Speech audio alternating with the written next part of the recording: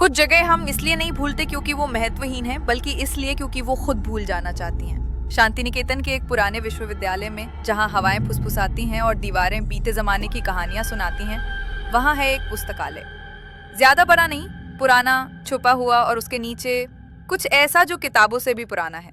ये कहानी है डॉक्टर अनन्या मुखर्जी की, एक भाषाविद जो वो दरवाजा खोल बैठी जिसे कभी नहीं खोलना चाहिए था। अनन्या तर्क में विश्वास करती थी, संरचना में, व्याकरण में, उन चीजों में जिन्हें समझाया जा सके। लेकिन एक शाम जब लाइब्रेरियन, एक बूढ़ा आदमी जिसकी उम्र याद नहीं थी, उसे एक जंग लगा चाबी देता है, वो बस इतना कहता है, कमरा 0। कोई नहीं गया वहां, लेकिन मुझे लगता है वो तुम्हें बुला रहा है। हंसना चाहिए था उसे, मगर वो चल दी। कमरा 0 कोई साधारण कमरा नहीं था, वो एक गुफा थी, बिना बिजली के, बीच में एक पीका और उस पर एक किताब, चमड़े की जिल्द धूल से ढकी, बिना शीर्षक के। बस उसकी रीढ़ पर एक नाम खुदा था, तुम्हारा नाम। और वो वाकई उसी का नाम था।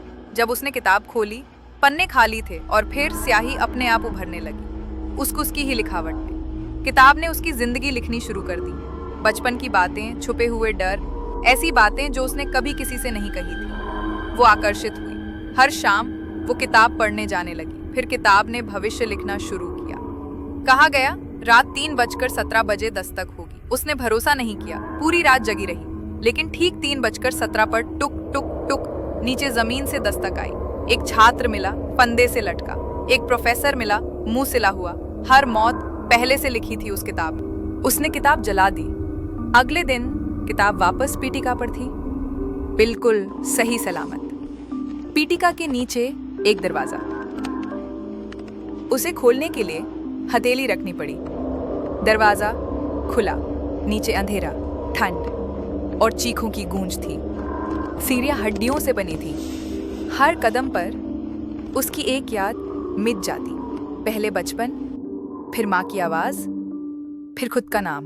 नीचे पहुंचते पहुंचते बस किताब बची थी। एक काले पत्थर की मेज, एक कलम और एक ताजा कोरा पन्ना।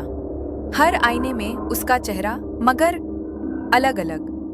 कुछ रोते हुए, कुछ चीखते हुए। और फिर आवाज आई, लिखो और अमर बनो, या भूल जाओ हमेशा के लिए। उसने स्याही उठाई।